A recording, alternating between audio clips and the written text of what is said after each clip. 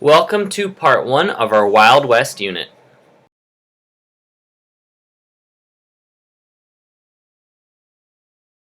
Gold fever. In 1849, when gold was found in California, thousands flocked there hoping to get rich. Unfortunately, that didn't pan out, pun intended, and many left empty-handed. In 1858, gold and silver was found at Pikes Peak in Colorado. Many headed there, but they were also met with disappointment. In 1859, immigrants Pete O'Reilly and Pat McLaughlin moved to Nevada and teamed up with Henry Comstock and began digging at 6 Mile Canyon. There they discovered silver ore, but they didn't know what it was and sold the ore and land for $11,000 to some Californian businessman. The land ultimately ended up being worth $500 million because of all the silver ore. Many miners traveled there to get rich, but like the countless times before, few profited.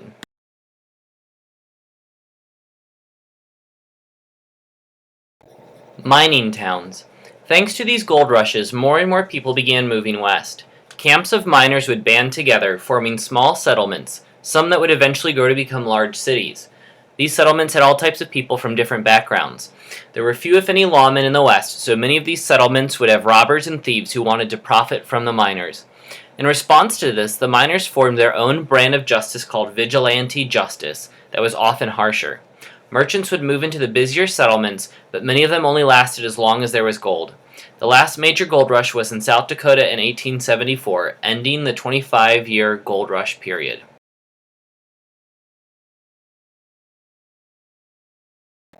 Railroads. Railroads had been an important part of American life long before the Civil War, but by the 1860s a greater demand arose with the push west. The farthest west a railroad reached at the time was Omaha, Nebraska. In response, Congress passed a law to build a transcontinental railroad from Nebraska to California. 2 lines were going to be made, and they would meet in the middle. The first line was made by the Union Pacific Railroad Company, and it would build west from Omaha, and the Central Pacific Railroad Company would build east from Sacramento. Workers on the eastern portion were often Chinese immigrants, while Irish immigrants often worked on the eastern portions. After the Civil War, African Americans, Mexican Americans, and veterans joined in.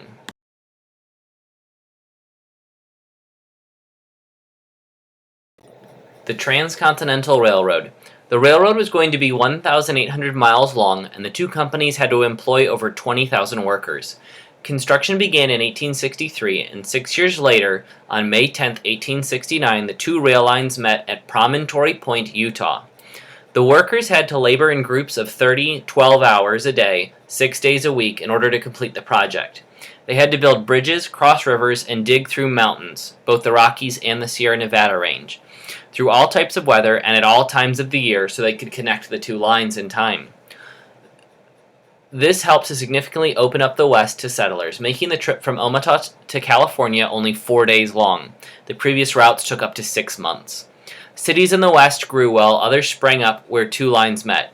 2 of the most important cities for the railroads were Chicago and Kansas City.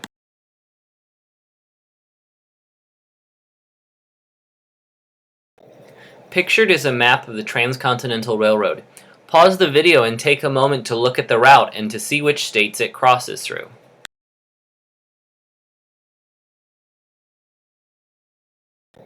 Cattle drives. The Spanish originally brought cattle to the New World 300 years before the cattle drive. By 1860, there were over 5 million longhorn cattle in Texas, but the only way to make a profit off of them was to sell them to cities in the east. The easiest way to do this was to ship them on the railroad, but the closest one was in Missouri. A few ranchers decided that they could solve this problem by bringing the cattle to the railroad. In 1866, the long drive began. However, the ranchers took a bad route and lost most of their 260,000 cattle. The ones that survived sold for 10 times as much as they were worth in Texas, though. The Chisholm Trail was taken the next time to Abilene, Kansas, and from there to Chicago via trains, and over the next year, over 10 million cows were driven east.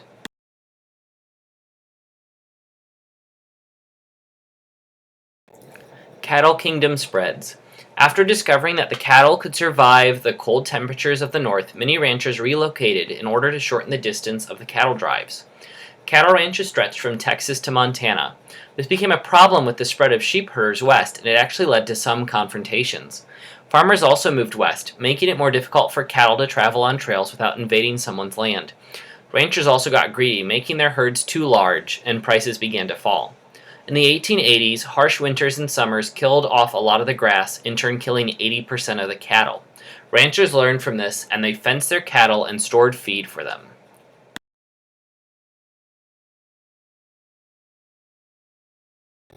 Cowboys.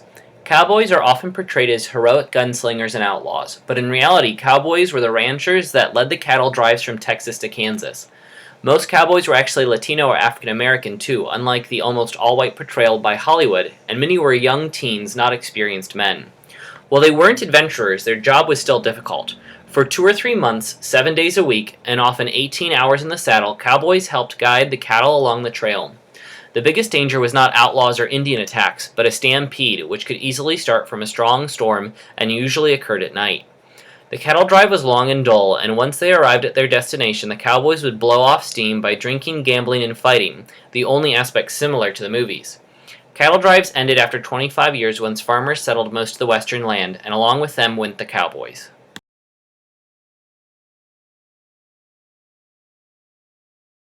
Farmers move west. While westward expansion was in full swing in the 1840s, farmers stopped moving west at the Great Plains because they were not suitable for farming with their dry summers and cold winters.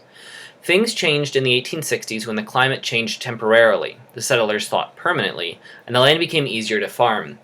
Settlers were also enticed by the cheap price of land set by railroad companies that wanted farmers out west so they could profit from them. In 1862, Congress passed the Homestead Act, giving 160 acres to anyone for free if they would farm it for 5 years. The U.S. ultimately gave away 80 million acres over 40 years. Of those that moved, many were recently freed slaves who called themselves exodusters after the exodus of the Jewish people from Egypt once they had been freed, and they hoped to start life anew now that they were free.